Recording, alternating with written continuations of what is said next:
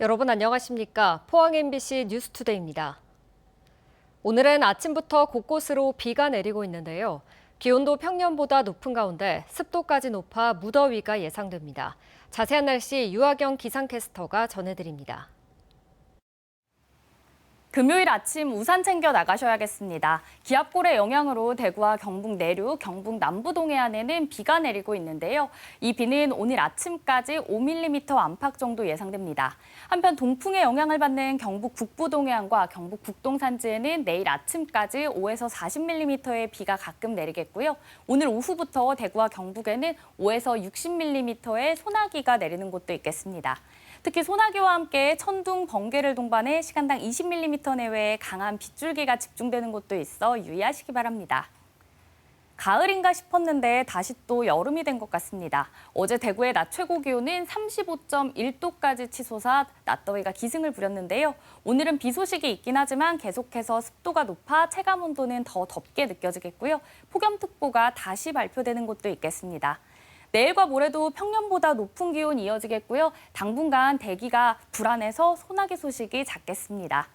주말까지 소나기 소식이 계속해서 이어지겠고요. 다음 주 초반까지는 무더위가 이어질 전망입니다. 날씨였습니다.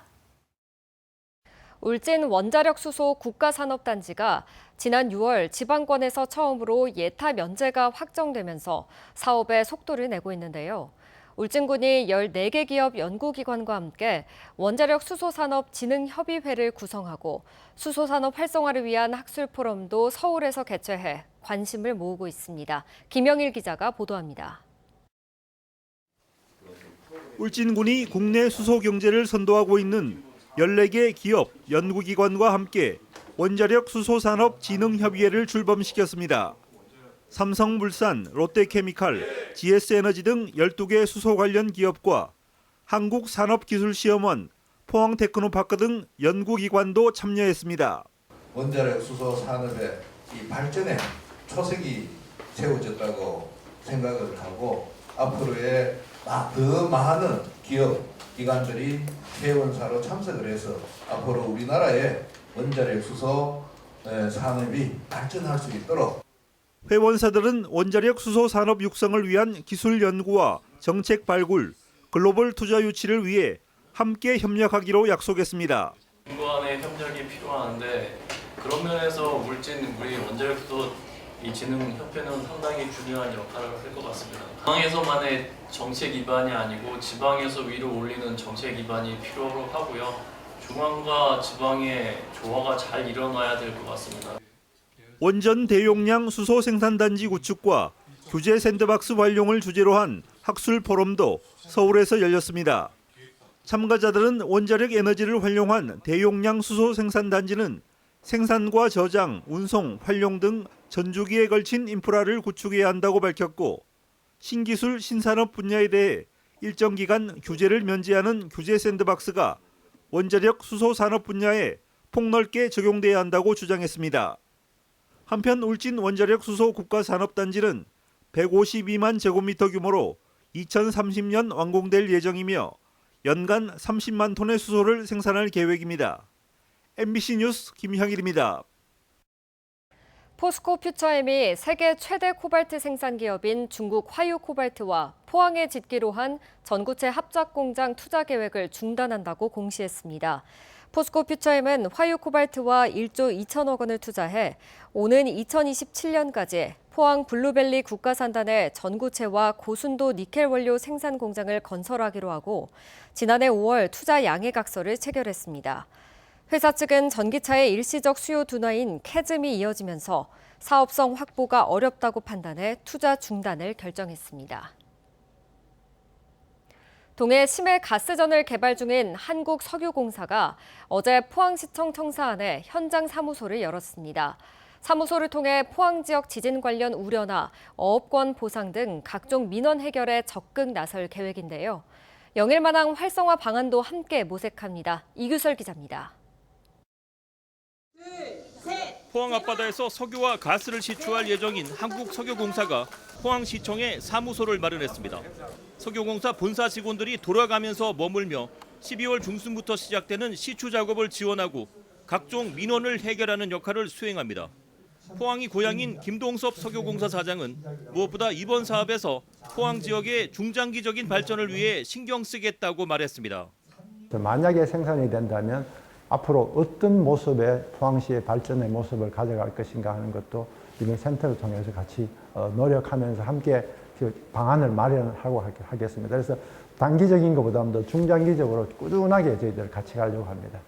포항시는 석유공사 포항사무소가 시추 및 유전 개발에 따른 지진 우려와 어업권 보상 등 각종 민원 해결에 적극 나서줄 것으로 기대하고 있습니다. 우리 시가 석유공사와 함께 시추에 따르는 어민 피해나 여러 가지 이 부분을 조사를 해서 보상하는 문제, 또 시민들 일부가 걱정하시는 지진 여파 문제 이런 것 등을 함께 주민들의 공감대 속에서 풀어갈 것으로 생각을 합니다. 특히 시추에 따른 지진 우려에다 대개 황금 어장이 사라지는 등 포항은 손해만 보고 실익은 부산과 울산이 다 가져갈 것이라는 지역민들의 우려가 있는 만큼 포항시는 두 번째 시추부터 부산항이 아닌 포항 영일만항을 주항만으로 활용해 포항을 중심으로 대왕구례 프로젝트를 진행해 줄 것을 석유공사에 거듭 요청했습니다. 석유공사 포항사무소 개설을 계기로 포항이 가스전 개발 사업의 변방에서 중심으로 이동할 수 있을지 주목됩니다. MBC 뉴스 이규설입니다. 대구 경북 첨단의료 복합단지를 풍부한 바이오 연구개발 인프라를 보유한 포항까지 확장해야 한다는 연구 용역 결과가 나왔습니다. 포항시는 어제 이와 관련한 연구 용역 최종 보고회를 열고 포항은 대구 경북 첨단의료복합단지 인근에 자리 잡고 있는 데다 포스텍, 한동대, 세포막 단백질 연구소 등 바이오 분야 인적, 물적 자원이 풍부해 첨복단지 확장에 최적지라는 연구 결과를 발표했습니다. 포항시는 이번 연구 용역 결과를 보건복지부 등 관계기관에 적극 건의해 대구 경북 첨단의료복합단지 포항 확장을 추진할 계획입니다. 서울에서 경북을 관통해 부산으로 이어지는 중앙선 철도의 모든 구간이 복선 전철화 공사를 마치고 연말 개통을 앞두고 있습니다. 일부 구간은 그동안 무궁화호밖에 운행되지 않았는데 연말부턴 시속 150km의 ITX 마음 열차가 운행될 예정입니다. 김경철 기자가 보도합니다. 지난 연말 증축 공사를 마치고 새 단장을 한 의성역. 그동안 무궁화호 열차밖에 운행되지 않던 이곳에 준고속열차인 ITX 마음이 모습을 드러냈습니다. 올 연말 본격 운행에 앞서 막바지 운행 점검을 하고 있는 겁니다. 전차 선로에는 25,000V의 특고압 전기도 공급되기 시작했습니다. 국가철도공단에서는 하루 왕복 5번 시설물 검증 시험을 하고 있는데요. 제가 직접 열차를 타고 동행해 보겠습니다. 열차가 출발하자 금세 최고 속도인 시속 150km에 도달합니다. 열차가 지날 때 철도 시설물이 정상 작동하는지, 새롭게 깔린 철로에 균열은 없는지 집중적으로 살핍니다. 레일 내부의 균열 등을 확인하기 위해서 초음파를 활용한 궤도 검측을 시행 중에 있습니다. 의성역에서 군의역을 거쳐 북영천역까지 왕복 시험 운행에 걸린 시간은 1시간 정도. 무궁화호의 절반밖에 소요되지 않았습니다. 이달 말까지 계획된 시설물 검증 시험을 정상적으로 통과하면 다음 달부터는 개통 직전 단계인 영업 시운전에 들어갑니다. 수도권이나 부전 방면으로 접근성이 엄청 좋아집니다. 그리고 열차 횟수도 배로 정편이 됩니다. 열차를 이용하시면 안전하고 쾌적한 여행이 되기 때문에 많은 이용 부탁드리겠습니다. 의성역이 포함된 단양 도담에서 영천까지 중앙선 145.1km 구간이 최근 복선 전철화 공사를 마치고 오는 12월 개통을 앞두고 있습니다.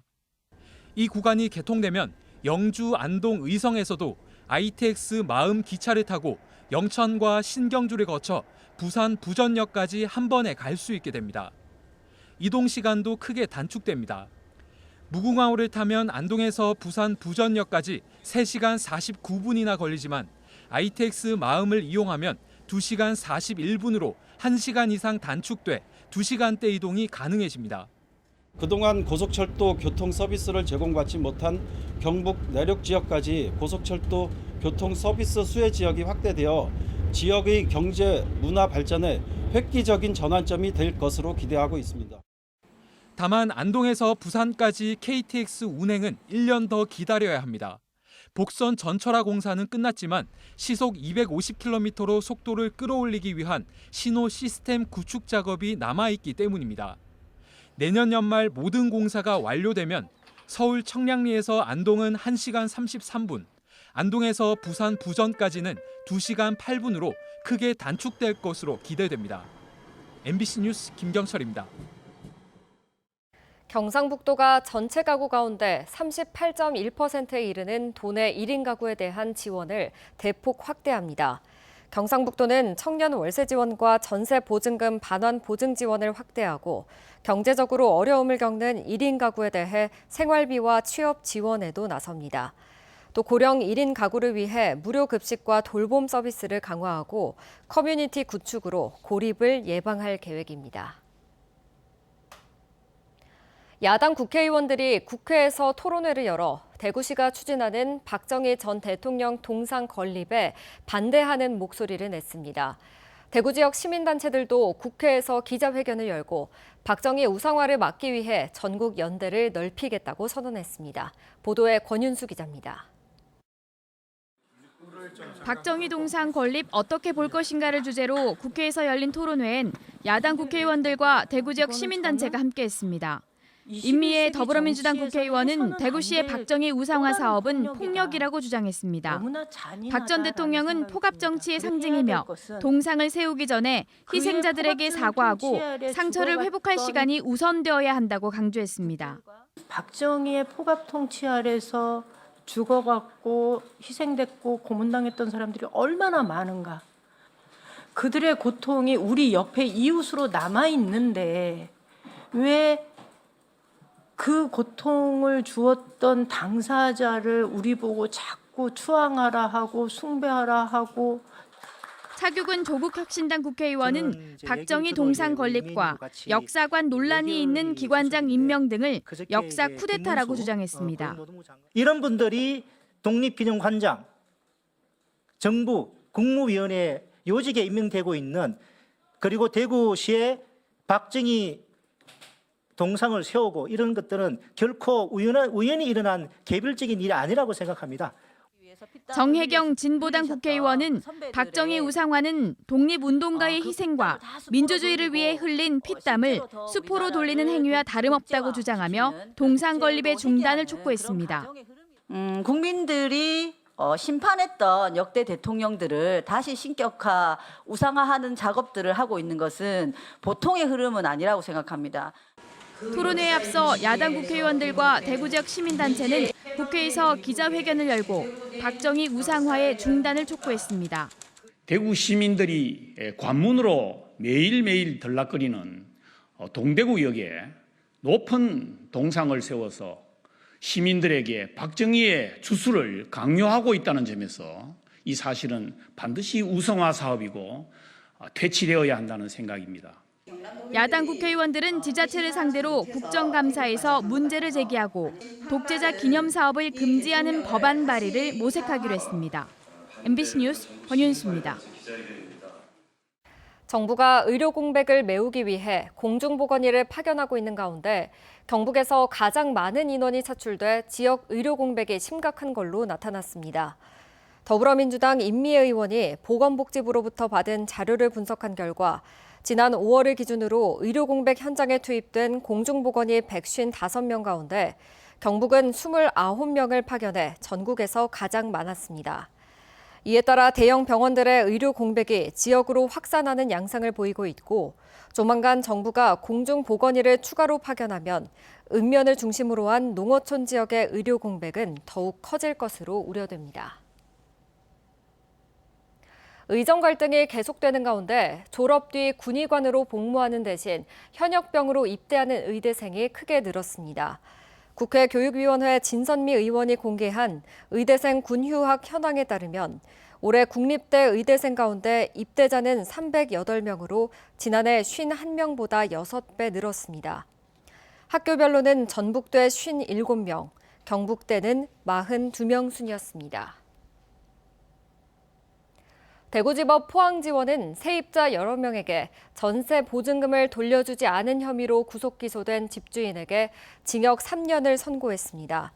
집주인 A씨는 포항 남구와 북구 다가구 주택 등에 사는 세입자 8명에게 전세 보증금 6억 7천여만 원을 받은 뒤 돌려주지 않은 혐의로 재판에 넘겨졌습니다. 재판부는 또 피해자 가운데 5명이 배상 신청한 4억 8천여만 원을 지급하라고 명령했습니다.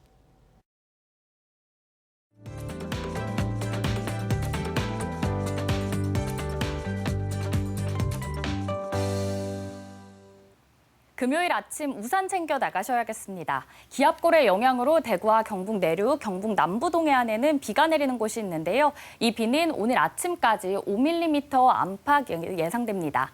한편 동풍의 영향을 받는 경북 북부 동해안과 경북 북동 산지에는 내일 아침까지 5에서 40mm의 비가 가끔 내리겠고요. 오늘 오후부터 대구와 경북에는 5에서 60mm의 소나기가 내리는 곳도 있겠습니다.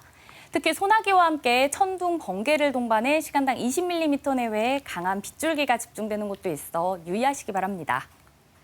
가을인가 싶었는데 다시 또 여름이 된 것 같습니다. 어제 대구의 낮 최고 기온은 35.1도까지 치솟아 더위가 기승을 부렸는데요. 오늘은 비 소식이 있긴 하지만 계속해서 습도가 높아 체감 온도는 더 덥게 느껴지겠고요. 폭염특보가 다시 발표되는 곳도 있겠습니다. 내일과 모레도 평년보다 높은 기온 이어지겠고요. 당분간 대기가 불안정해 소나기 소식이 잦겠습니다.